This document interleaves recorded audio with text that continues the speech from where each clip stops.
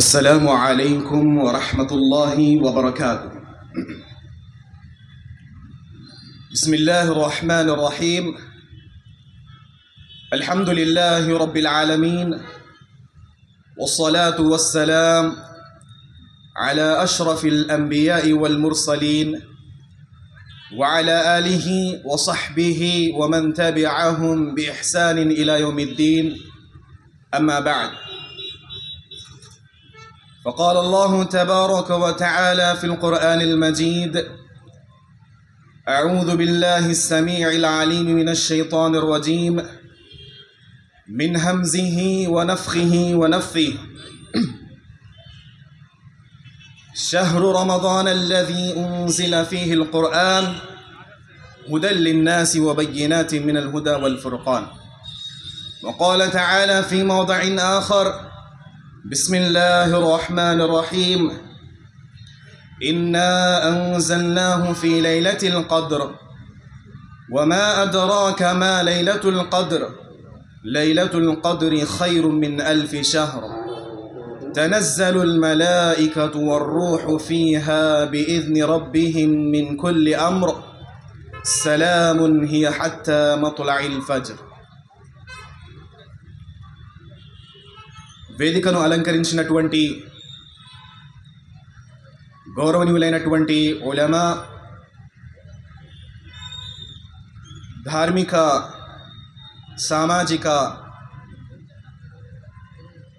సంస్కర్తలు, సేవకులు, ఈ సభకు ఇచ్చేసినటువంటి సోదర సోదరిమణులు, ఈ యొక్క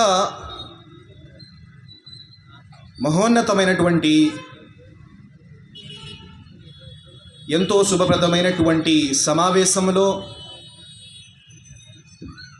నాకు ఇవ్వబడినటువంటి అంశము ఆరాధన యొక్క అవరోహణ, లైలతుల్ ఖద్ర్. అంటే ఒక దాసుడు అల్లాహ్ యొక్క సన్నిధిలో తమ యొక్క ఆరాధనలను పెంచుకోవడానికి, తమ యొక్క పుణ్యకర్మలను పెంపొందించుకోవడానికి ఒక గొప్ప అవకాశము లైలతుల్ ఖద్ర్. సోదరిమణులారా, సోదర మహాశయులారా, నా యొక్క అంశాన్ని నేను ప్రారంభించే ముందు మీ ముందు కొన్ని తొలి పలుకులను ఉంచదలుచుకున్నాను. ప్రియ ధార్మిక సోదర సోదరిమణులారా, మహాశ్రీయులారా, ఈ సృష్టిలో ఉన్నటువంటి ప్రతి సృష్టి రాశికి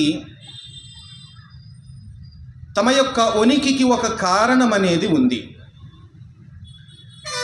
ఏ విధంగానైతే మీరు ఈ మైకును చూస్తున్నారు,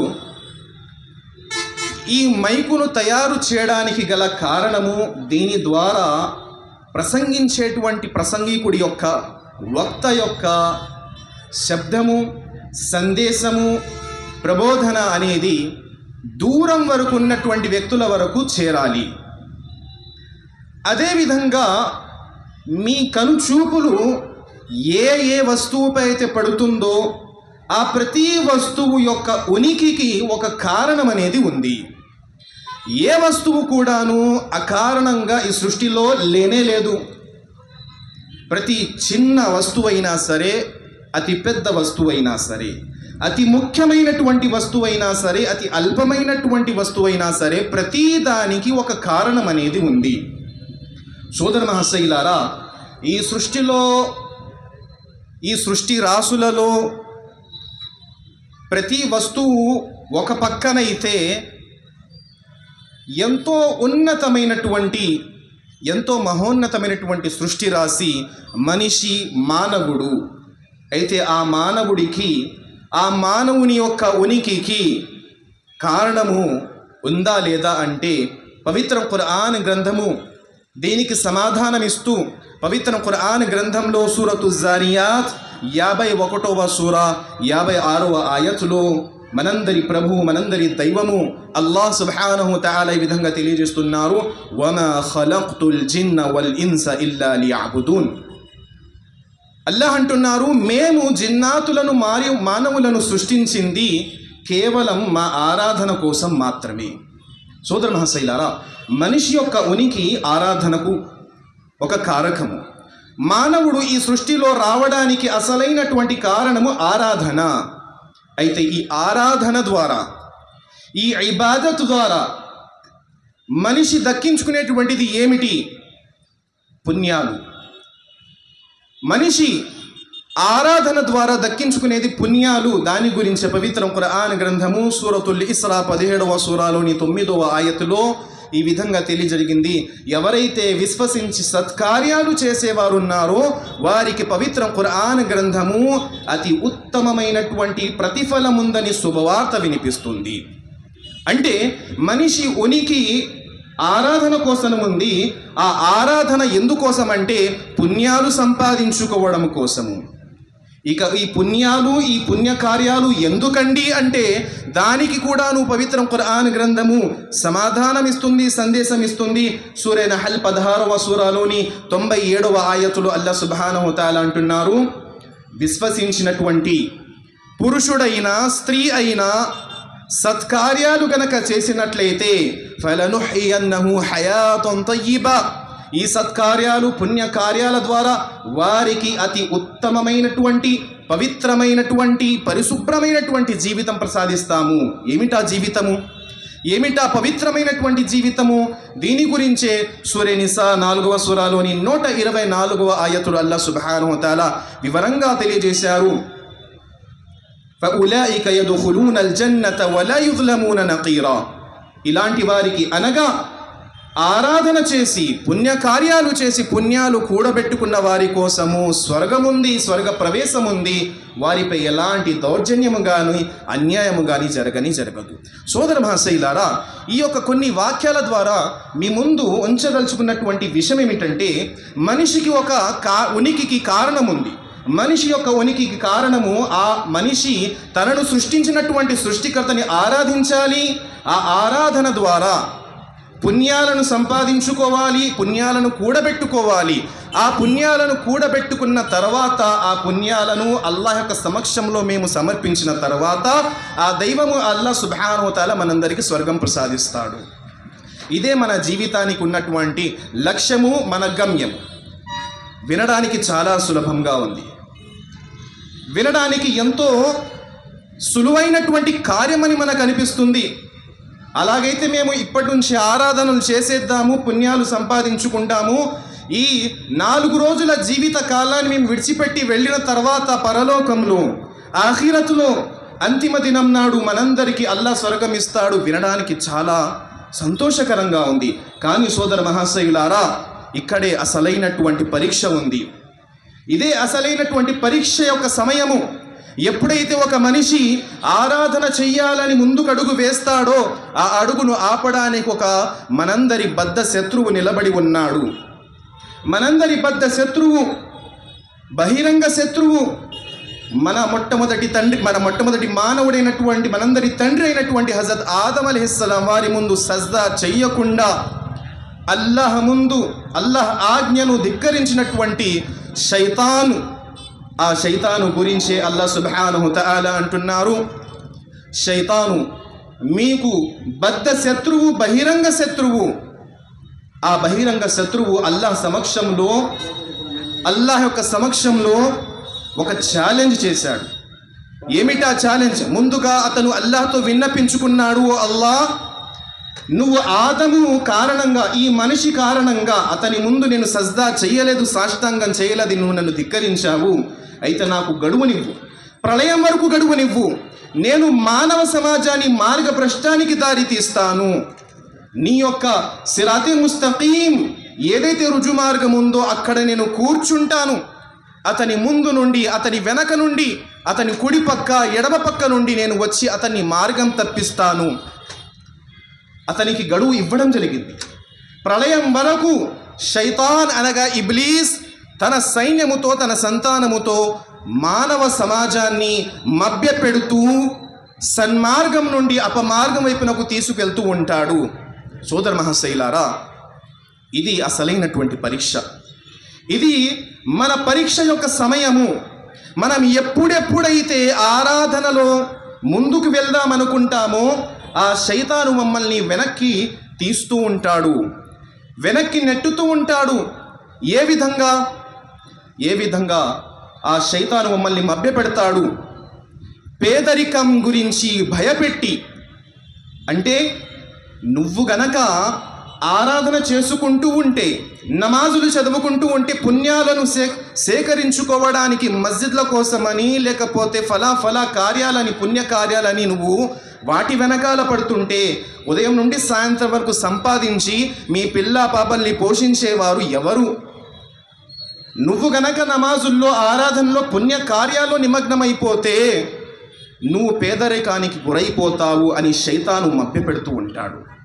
సోదర మహాశైలారా, నిస్సందేహంగా ఇన్నమా అమ్వాలుకుం వ ఔలాదుకుం ఫిత్నా అని అల్లాహ్ సుబ్హానహు తఆలా తెలియజేశారు. సంతానము, సిరి సంపదలు ఒక ఆజ్మాయిష్, ఒక పరీక్ష. మనిషి ఇహలోక బాధ్యతలను కూడా నిర్వర్తిస్తూ అల్లాహ్ యొక్క హక్కులను కూడా తీర్చాలంటే ఒక గొప్ప పరీక్షే. అలాంటి సందర్భంలో మేము మా వల్ల ఎంతో కొంత లోటుపాట్లు జరిగిపోతూ ఉంటాయి. ఆరాధన విషయంలో, పుణ్య కార్యాల విషయంలో మా యొక్క లోటుపాట్లు ఎన్నో ఉన్నాయి. అయితే సోదర మహాశైలారా, ఈ కొన్ని విషయాలు మీ ముందు ఉంచి చెప్పదలుచుకోవాలన్నటువంటి విషయం ఏమిటంటే, ఈ యొక్క పరీక్షా నిమిత్తమైనటువంటి మా యొక్క ఈ జీవితంలో మేము ఎంతగా కూడాను పుణ్య కార్యాల మార్గంలో వెళ్తున్నా, ఆరాధన వైపునకు మనం మరలుతున్నా, మేము ఏదో ఒక శైతాను ప్రేరేపణ కారణంగా ఆరాధనలలో, పుణ్య కార్యాలలో వెనుకడుగు ఉంటాము. కానీ సోదర మహాశైలారా, గమనించండి, ఒక్కసారి ఆలోచించండి. ఇప్పుడే మీ ముందు ఉర్దూ యొక్క ప్రసంగం జరిగింది. అదే ఇంకా తర్వాత కూడా ఎన్నో ప్రసంగాలు జరుగుతాయి. సహనంతో, ఓర్పుతో కూర్చొని వీక్షించండి, చాలా చక్కటి విషయాలు వస్తాయి. సోదర మహాశైలారా, అల్లాహ్ యొక్క దయ చూడండి, అల్లాహ్ యొక్క గొప్ప కరుణ చూడండి. ఈ యొక్క స్థితిలో, అనగా మనము పుణ్య కార్యాలు సంపాదించుకోవాలని ఎంత కృషి చెందుతున్నా సరే శైతాను మమ్మల్ని వెనక్కి పట్టి లాగుతున్నాడు. అల్లాహ్ సుబ్హానహు తఆలా మమ్మల్ని అలాగే విడిచిపెట్టలేదు. ఆయన మాపై దయ చూపాడు, దయ చూపుతూ ఉన్నాడు, ఇక దయ చూపుతూ ఉంటాడు. ఏ విధంగా? ఈ శుభప్రదమైనటువంటి రమదాన్ యొక్క మాసమును మాకు ప్రసాదించి. అల్లాహ్తో దువా చేద్దాము. అల్లాహ్ మనందరికీ రాబోతున్నటువంటి కొన్ని రోజుల్లో ఏదైతే శుభప్రదమైనటువంటి రమదాన్ మాసము అల్లాహ్ మాకు ప్రసాదించుగాక. పూర్తి ఆరోగ్యాలతో రమదాన్ యొక్క శుభాలను, రమదాన్లో చేసేటువంటి ఆరాధనలను, రమదాన్లో సేకరించుకునేటువంటి పుణ్య కార్యాలన్నిటిని అల్లాహ్ మా యొక్క భాగ్యంలో ప్రసాదించుగాక. ఆమీన్. సోదర మహాశైలారా, రమదాన్ యొక్క నెల శుభప్రదమైనటువంటి నెల. పుణ్యాలు సంపాదించుకోవడానికి మన కోసం ఒక గొప్ప అవకాశము. నేను పూర్తి రమదాన్ గురించి మీ ముందు సంభాషించడానికి ఇక్కడ లేదు. దాని గురించి ఎంతోమంది వక్తలు మీ ముందు ప్రసంగించబోతున్నారు. కానీ నాకు ఇవ్వబడినటువంటి అంశము లైలతుల్ ఖద్ర్. లైలతుల్ ఖద్ర్ ఆరాధన యొక్క అవరోహణ. మన యొక్క జీవితంలో ఒక్కసారి వెనకడుగు వేసి, వెనక చూపు వేసి గనక చూసినట్లయితే మన కర్మల పత్రాలలో, మన యొక్క నామే అమాల్లో పుణ్యాల కన్నా ఎక్కువగా పాపాలే కనబడతాయి. అది నేనైనా సరే, మనలో ఏ వ్యక్తి అయినా సరే, ఎంత మాత్రం కూడాను ఏ వ్యక్తి కూడాను ఛాలెంజ్ చేసి చెప్పలేడు, నేను ఎన్నో పుణ్యాలు చేసుకున్నాను, నేను స్వర్గానికి ఇట్టే వెళ్ళిపోతాను. సోదర మహాశైలారా, ఇది ఒక మభ్య, ఇది ఒక అపోహ, ఇది ఒక తప్పుడు పొరపాటు కలిగినటువంటి ఆలోచన. సోదర మహాశైలారా, మనలో ఎంతోమంది పుణ్య కార్యాలలో వెనుకడుగు ఉన్నారు. వారి కోసం, మనందరి కోసం, ప్రతి ఒక్కరి కోసం ఒక గొప్ప అవకాశము లైలతుల్ ఖద్ర్. లైలతుల్ ఖద్ర్ అంటే ఏమిటి? సోదర మహాశైలారా, లైల్ అంటే అరబీ భాషలో దీని అర్థము రాత్రి అని. ఖద్ర్ అంటే అర్థం ఏమిటి? ఖద్ర్ అనేటువంటి పదానికి ఎన్నో అర్థాలు ఉన్నాయి. ఖద్ర్ అనేటువంటి పదానికి మొట్టమొదటి అర్థము విధిరాత, విధిరాతకు సంబంధించినటువంటి విషయాలు. అదేవిధంగా ఖద్ర్ అనేటువంటి పదానికి అర్థము ఘనమైనటువంటిది, ఘనత కలిగినటువంటిది.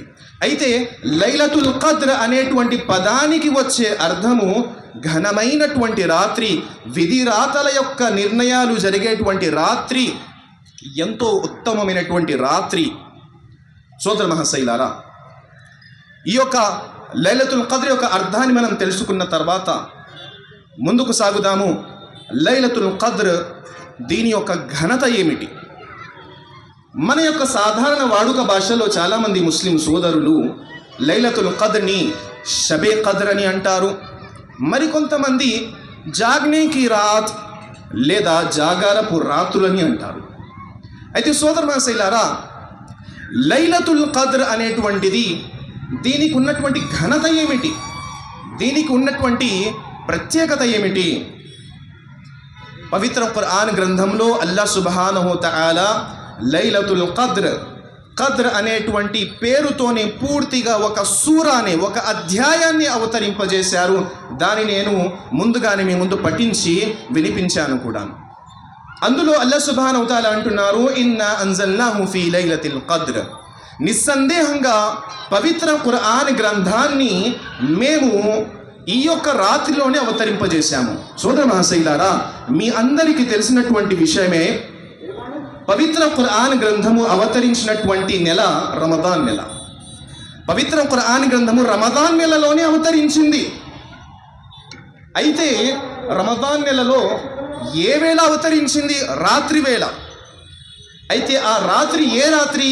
ఆ రాత్రియే లైలతుల్ ఖద్ర్, షబే ఖద్ర్. ఏ ఒక్క రమదాన్ను మేము జాగారపు రాత్రి కోసము మెలుకుంటామో ఆ యొక్క రాత్రిలో అల్లాహ్ సుబ్హానహు తఆలా పవిత్ర ఖురాన్ గ్రంథాన్ని లౌహే మహ్ఫూజ్లో నుండి పూర్తి ఖురాన్ గ్రంథాన్ని బైతుల్ ఇజ్జా, ఆకాశంలో మొట్టమొదటి ఆకాశంలో ఉన్నటువంటి బైతుల్ ఇజ్జా వద్ద అవతరింపజేశాడు.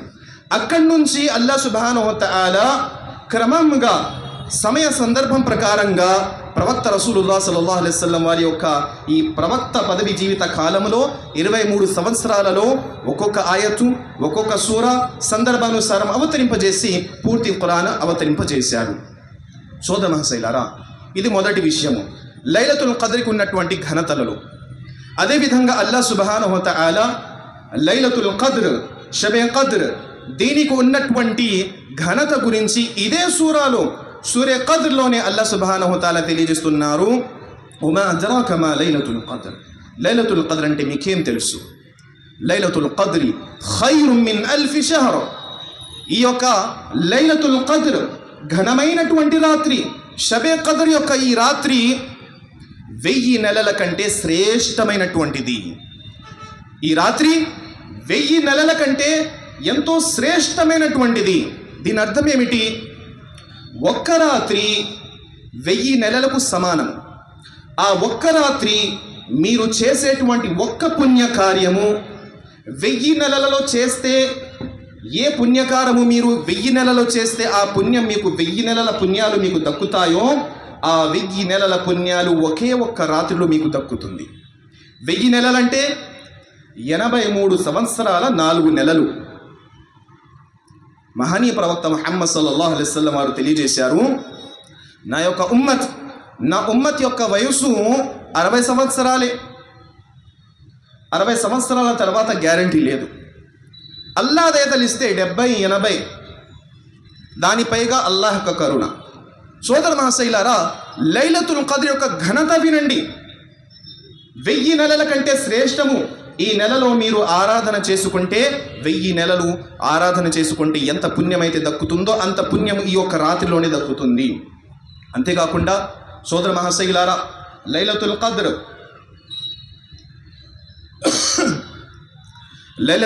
యొక్క ఘనత గురించి రసూలుల్లాహ్ సల్లల్లాహు అలైహి వసల్లం వారి యొక్క హదీసు వినండి. రసూలుల్లాహ్ సల్లల్లాహు అలైహి వసల్లం వారు ఈ లైలతుల్ ఖద్ర్ను దక్కించుకోవడానికి సహాబాలను ప్రోత్సహించేవారు. ఎలా ప్రోత్సహించేవారు? ముందుగా వారు తమ నడుం బిగించుకునేవారు. హదీస్ యొక్క పదాలు. నడుం బిగించుకోవడం అంటే ఏమిటి? మీరు ఏదైనా ఒక ఉత్తమ కార్యము, ఒక గొప్ప కార్యము చేయదలుచుకున్నప్పుడు మీరు నడుం బిగించుకొని, అంటే ఎలాంటి మీరు అంతరాయం కలగకుండా ఆ కార్యాన్ని చేయడానికి సిద్ధమైపోతారు. ఆ విధంగా రసూలుల్లాహ్ సల్లల్లాహు అలైహి వసల్లం వారు ఎప్పుడైతే లైలతుల్ ఖద్ర్ వస్తుందని తెలుస్తుందో వారు పూర్తిగా నడుం బిగించుకునేవారు. తమ ఇంటి వారిని కూడాను ఈ యొక్క రాత్రిలో ఆరాధన చేయడానికి మేలుకొల్పేవారు. సోదర మహాశైలారా, ఈ యొక్క లైలతుల్ ఖద్ర్కి ఉన్నటువంటి ఘనత అంతటి. అయితే ఈ లైలతుల్ ఖద్ర్కి ఉన్నటువంటి ఘనత ఎలా సాధ్యమైంది, ఎలా వచ్చింది, దేనికి గల కారణం మనం చెప్పుకున్నాము. ఈ యొక్క రాత్రిలోనే పవిత్ర ఖురాన్ గ్రంథం అవతరించింది. అదేవిధంగా సోదర మహాశైలారా, ఈ యొక్క లైలతుల్ ఖద్ర్, షబే ఖద్ర్, ఈ రాత్రిలో తనజ్జలుల్ మలాయికతు వర్-రూహు ఫీహా బిఇజ్ని రబ్బిహిం మిన్ కుల్లి అమ్ర్. ఈ యొక్క రాత్రిలో దైవదూతలు మరియు రూహ్ అనగా హజరత్ జిబ్రాయిల్ అలైహిస్సలాం అవతరిస్తారు ఆకాశం మీద నుండి. అల్లా ఆదేశంతో, అల్లా ఆజ్ఞతో. దేనికోసం అవతరిస్తారు? దైవదూతలు అనగా ఫరిష్తే ఇంకా హజరత్ జిబ్రాయిల్ అలైహిస్సలాం దిగి వస్తారు ఆకాశం నుండి ఈ నేల మీదకు. రసూలుల్లాహ్ సల్లల్లాహు అలైహి వసల్లం వారు హదీసులు తెలియజేస్తున్నారు, దైవదూతలు ఎవరైతే లైలతుల్ ఖద్ర్ రోజు అవతరిస్తారో, ఆకాశం మీద నుండి కిందకి ఈ నేల మీద దిగి వస్తారో, వారి యొక్క లెక్క, వారు ఎంతమంది ఉంటారు? రసూలుల్లాహ్ సల్లల్లాహు అలైహి వసల్లం వారు హదీసులో అంటున్నారు, ఈ నేల మీద ఉన్నటువంటి కంకర్రాళ్ల యొక్క సైతము దైవదూతలు అవతరిస్తారు. ఈ నేల మీద ఎన్ని కంకర్రాళ్ళు ఉన్నాయండి? ఎవరైనా లెక్క పెట్టగలరా? ఇప్పటిదాకా ఎవరైనా లెక్క పెట్టగలిగారా?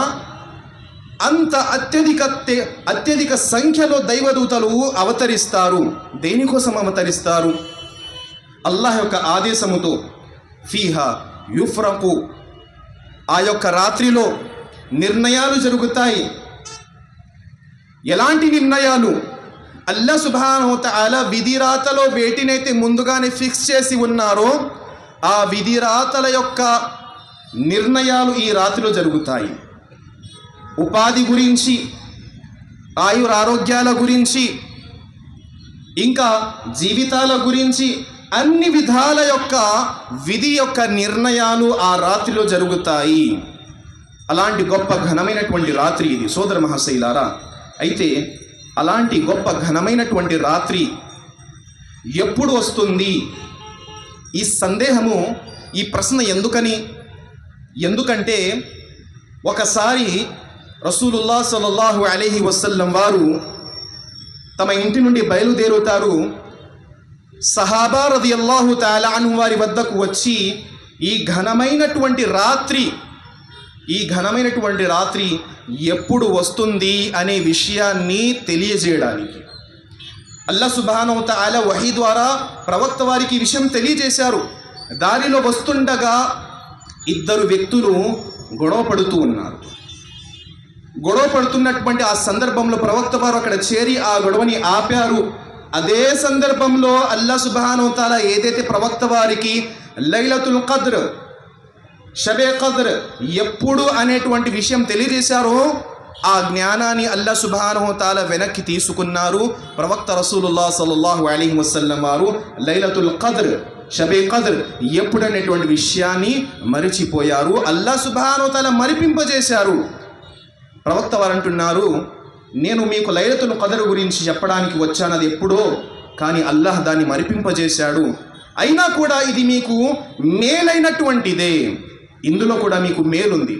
ఎలా? ప్రవక్త రసూలుల్లాహ్ సల్లల్లాహు అలైహి వసల్లం అన్నారు, తహర్రౌ లైలతుల్ ఖద్ర్ ఫిల్ విత్రి, మీరు మినల్ ఆషిరిల్ అవాఖిర్ మిన్ రమదాన్ యొక్క చివరి 10 రోజుల్లో బేసి సంఖ్య క్రమంలో అనగా 21, 23, 25, 27, 29 రాత్రుల్లో మీరు లైలతుల్ ఖద్ర్ని వెతకండి. 5 జాగారపు రాత్రులు జాగారము చేయడము ఈ బేసి సంఖ్య క్రమం ప్రకారంగా తప్పనిసరైనది. ఎందుకంటే లైలతుల్ ఖద్ర్ ఏ రాత్రిలో ఉందో మనకు తెలియదు. సోదర మహాశైలారా, ఈ యొక్క విషయాన్ని మనం తెలుసుకోవాలి. ఏదైతే మేము ముందు నుంచే ఫిక్స్ అయిపోయి ఉన్నామో 27వ తేదీ నాడే లైలతుల్ ఖద్ర్, అందుకోసమే చాలామంది ఆ యొక్క రాత్రిలోనే జాగారం చేయడానికి వస్తారు, మిగతా రాత్రులు విడిచిపెడతారు. ఇది ఎంత మాత్రం కూడా జరగకూడదు. ఒకవేళ గనక లైలతుల్ ఖద్ర్ 21వ తేదీన ఉంది, కానీ మీరు 27వ తేదీన వచ్చారు,